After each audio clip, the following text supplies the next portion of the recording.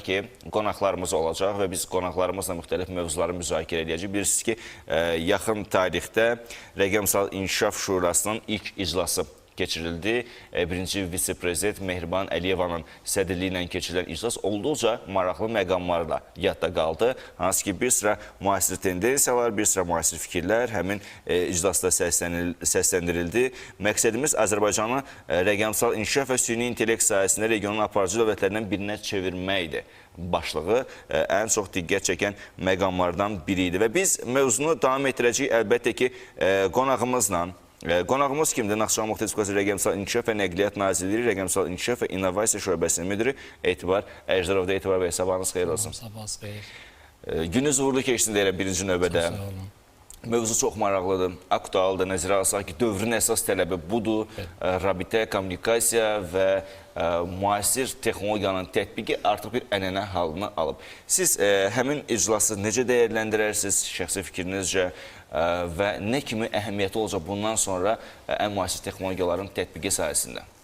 Bilirsiniz ki, Rəqəmsal İnkişaf Şurasının ilk iclası Mehriban xanım Əliyevanın sədrliyi ilə keçirildi. Bu şura cənab prezidentin fevral ayında keçirilən müşavirəsində hansı ki verdiyi tapşırıqlara əsasən yaradılmışdır və şuranın əsas fəaliyyət istiqaməti hansı ki rəqəmsal inkişafın sürətləndirilməsinə dair fəaliyyət planında öz əksini tapmışdır. Bu fəaliyyət planına əsasən keçən müddət ərzində müəyyən işlər aparılmışdır və hal-hazırda da müəyyən işlərin görülməsi davam etdirilir.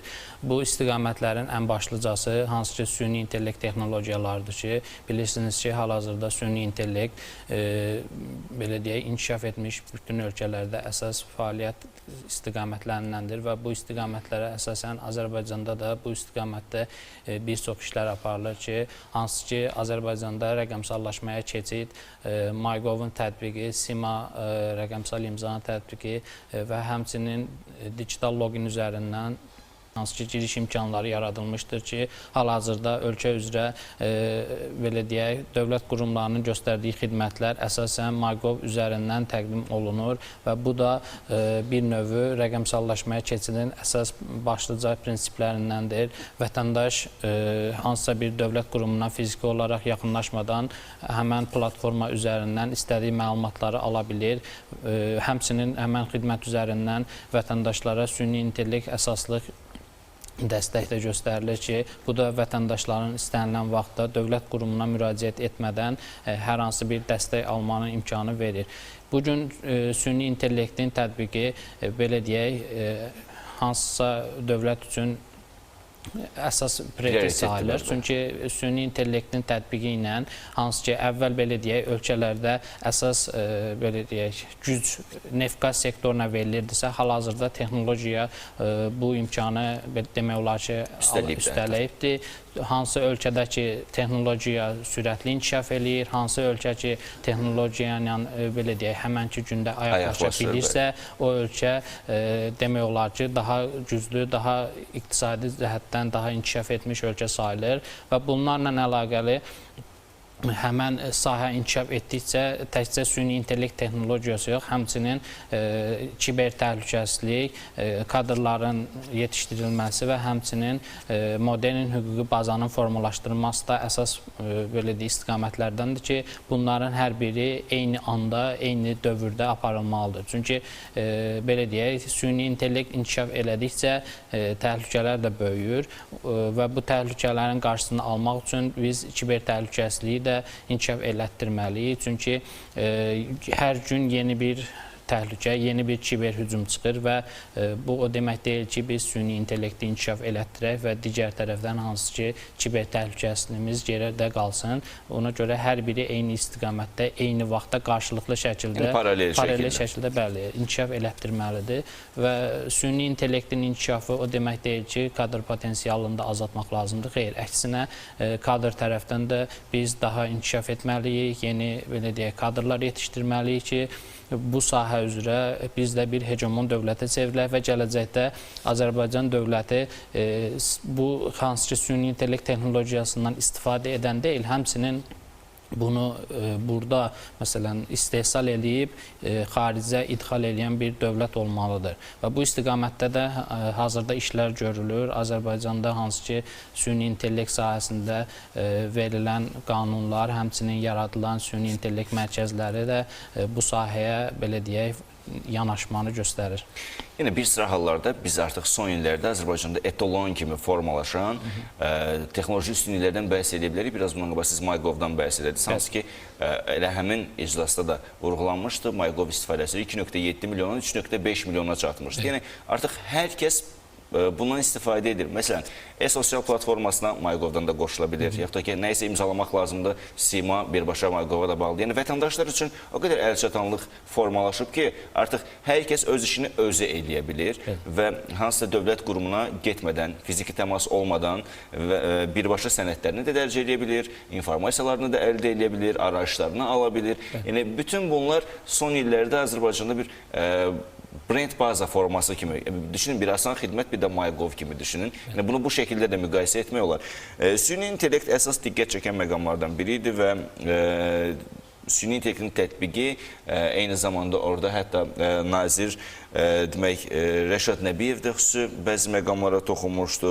Digər çıxış edənlər mən xüsusilə Şahmar Mövsümov prezidentin köməkçisi onun da çıxışında müəyyən detallar var idi. Fonda hal-hazırda ən çox nələr var, baxsaz diqqət eləsəz məlumat şəklində də yazılıb və təqdim olunur. Demək burada Azərbaycanın bu sayədə öncüllüyündən bəhs olunur. Azərbaycan dayanıqlılıq klasterinin yaradılmasına başlanılıb, belə bir fikir var.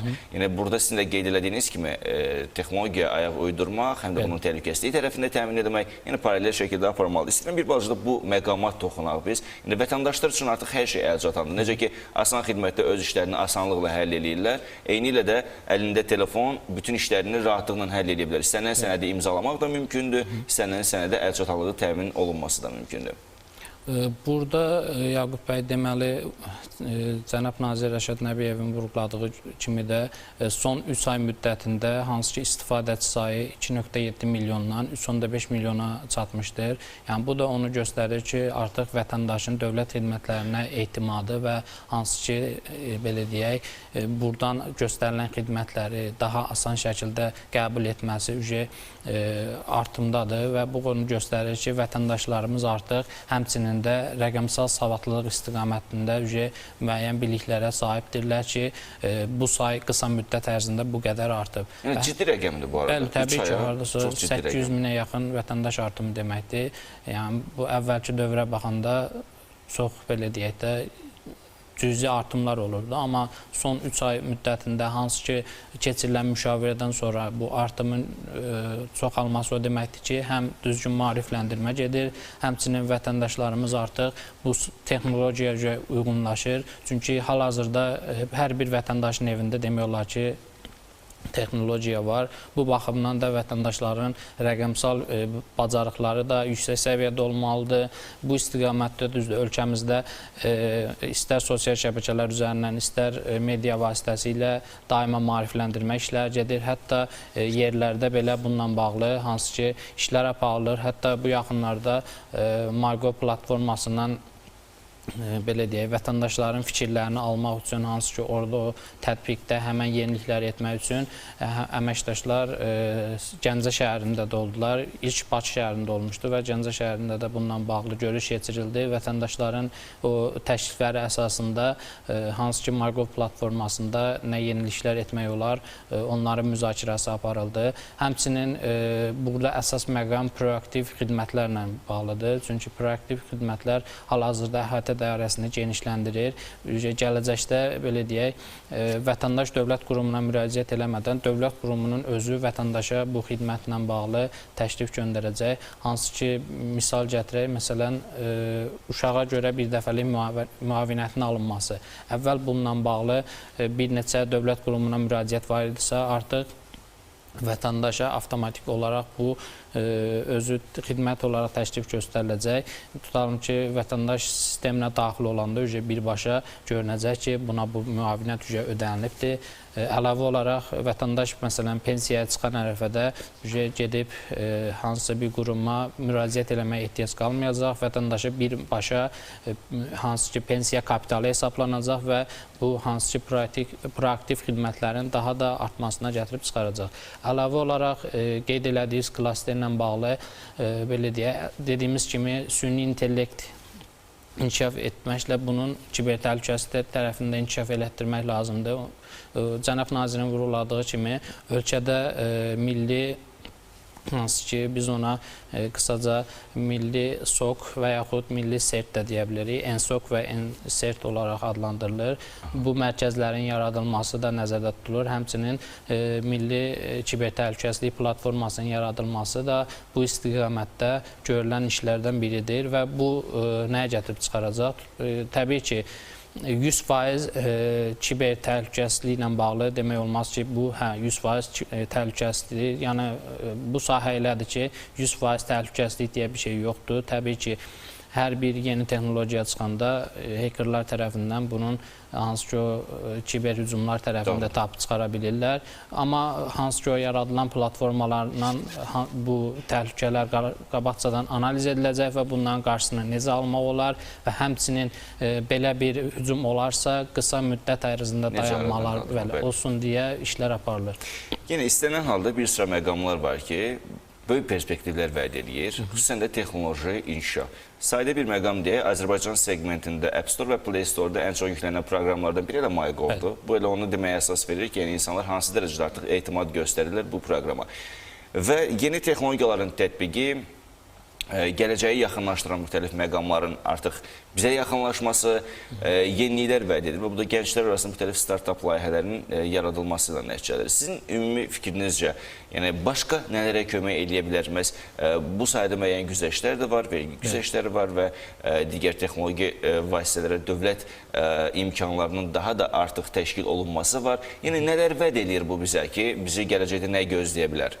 Belə deyək, son dövrlərdə bununla bağlı hansı ki vergi güzəştləri də tətbiq olundu. IT şirkətlərinin hansı ki vergide belə deyək 10 il ərzində səhv eləmirəmsə müəyyən vergilərdən azad etdilər, həmçinin müəyyən güzəştlər də olundu. Bu hansı ki gənclərin startaplarına da daha yaxşı vəziyyətə gətirməsinə çıxardır. Hansı ki bu xarici şirkətlərin belə Azərbaycana üz tutması və burada müəyyən şirkətlərin hansı ki filialların açılması, yəni son dövrlərdə də müşahidə edirik. Həqiqətən də hansı ki belə deyək, böyük şirkətlər Azərbaycanda öz şirkətlərini yaradırlar. Əvvəldən də bu şirkətlər var idi və daha da burada genişlənirlər. Həmçinin Naxçıvanda da bu şirkətlərin demək olar ki nümayəndələri var artıq və bu belə deyək, həmən startapların ancaq daxili bazarda deyil, həmçinin xarici bazarda öz rəqabət aparması üçün belə deyək, güclü təsir göstərəcəkdir. Yəni həmən startapı xarici bazara çıxanda orada itib batmayacaq və həmən belə deyək də dünya miqyasında olan böyük startaplarla hansı ki mübarizə apara biləcək və bu da həmçinin gənclərimizin o startaplarının xaricdə belə deyək də xarici şirkətlər tərəfindən görülməsinə və onlara investisiyaların yatırılmasına gətirib çıxaracaq. Təbii ki, bu da gənclərin bu startaplarının hansı ki itib batmasına gətirib çıxartmır da. Bunlar əziyyətlə o startapı hazırlayıbsa, bu göz önündə saxlanılıb, lazım olarsa investisiyada yatırılacaqdır bundan bağlı. Yəni, son zamanlarda Naxçıvanda da bu sahədə gənclərin aktiv fəaliyyət göstərdiyini görürük. Yəni, müxtəlif tətbiqlər ola bilər ki, bunun dünyada real nümunəsi olsun. Amma onlar həmin tətbiqi Azərbaycan dilinə inteqrasiya ediblər, artıq bizim üçün əlçatan ediblər. Hətta bu günlərdə bir tətbiqlə bağlı dostlar öz fikirlərini bölüşdülər. Sadə bir masa ətrafında söhbət edədiyimiz yerdə dedi ki, bəs mən belə bir tətbiqi təkmilləşdirmişəm. Bu ambar tətbiqidir, tutaq ki, mən oturduğum yerdən hətta ambarda bir məhsulda azalma varsa, mənim WhatsApp nömrəmə mesaj gəlir ki, filan məhsuldan 3 ədəd qalıb, artıq ondan yenə də sifariş edə bilərsiniz. Yəni, bütün bu yenilikləri artıq tətbiq olunduğunu görürük. Adi QR menularla işləmək var, hesaba oturduğun yerdən ödəmək var. Yəni, bilirsiniz, müxtəlif texnoloji imkanların artıq Naxçıvanda da tətbiqini görürük. Bir də bir məqam var, bunun tədris məsələsi. Çünki Azərbaycanda hal-hazırda süni intellekt mütəxəssislərinin sayı çox azdır. Bununla bağlı həmin iclasda da müəyyən fikirlər səsləndi. İstəyirəm bu nüansa da toxunaq. Hətta orada Emin Əmrullayev qeyd eləmişdi ki, səhv eləmirəmsə, bunun üçün bir zamana ehtiyac var və yeni müəllimləri yetişdirməyə ehtiyac var və Azərbaycanda düşün nə qədər məktəb var və hər bir məktəbdə də bunun tətbiqi, yəni qısa müddətdə mümkün olası bir şey deyil. Amma necədir əslində? İstəyirəm siz deyəsiniz. Belə deyək, hal-hazırda Azərbaycanda rəqəmsal təhsil və STEM Azərbaycan layihələri artıq istifadə olunur. Yəni, belə deyək, təhsilimiz hal-hazırda rəqəmsallaşma istiqamətində davam edir və burada qeyd olunan hansı ki, əsas məsələ tədrisin rəqəmsallaşmasıdır. Hansı ki, məktəblərdə artıq belə deyək, o kitabların ləğv edilməsi, artıq rəqəmsal belə deyək, planşetlər üstündən olsun və yaxud rəqəmsal başqa avadanlıqlar üzərindən bəli, hansı ki, tədrisin davam etdirilməsinin nəzərdə tutulur. Bu da həmçinin, yəni bu süni intellektin bura tətbiqi müəllimlərin azalmasına gətirib çıxartmır. Əksinə, hətta bu müəllimlərə dəstək deməkdir. Bəli, müəllimlərə dəstək deməkdir, özlərinə daha inkişaf elətdirmək deməkdir və bu da gələcəkdə hansı ki, texnologiya ilə ayaqlaşmaqdır. Çünki təbii ki, biz hansı ki, bu süni intellektdən, kiber təhlükəsizlikdən, rəqəmsallaşmadan danışırıqsa, bunun hansı ki, təməli orta məktəblərdən atılmalıdır. Hal-hazırda biz, məsələn, az öncə siz vurguladınız, startupla bağlı Naxçıvan Muxtar Respublikasında biz bu yaxınlarda startup festival keçirdik. Həmən festivalda elə məktəblərin hansı ki, fəal iştirakını gördük. Orada hansı ki, STEM kabinələrdə hazırlanmış robotexnikalar və digər hansı ki, startuplar onu göstərdi ki, yəni artıq məktəblərimizdə olan şagirdlərimiz belə texnologiya sahəsində necə inkişaf edirlər və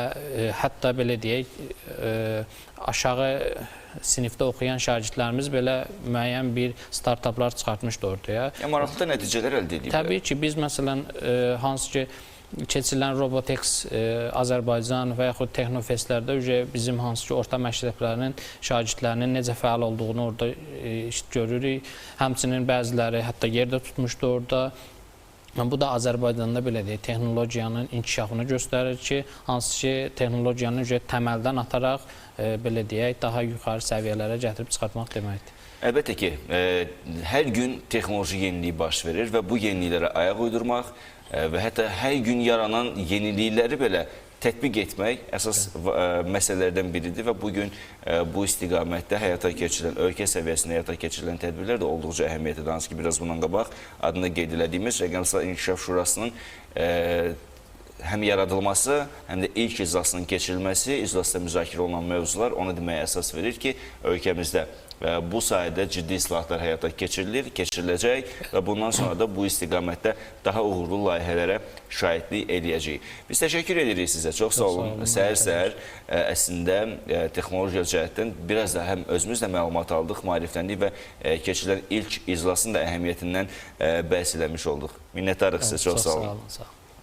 Təşəkkürümüzü bildirib. Bir daha qeyd eləmək istəyirəm ki, dəyərli tamaşaçılarımız Rəqəmsal İnkişaf Şurasından bəhs edir. Şuranın təşkil olunan ilk iclası və iclasda əsas müzakirə olunan mövzulardan danışdıq. Qonağımız Naxçıvan Muxtar Respublikası Rəqəmsal İnkişaf və Nəqliyyat Nazirliyi Rəqəmsal İnkişaf və İnnovasiya Şöbəsi müdiri Etibar Əcdərov idi.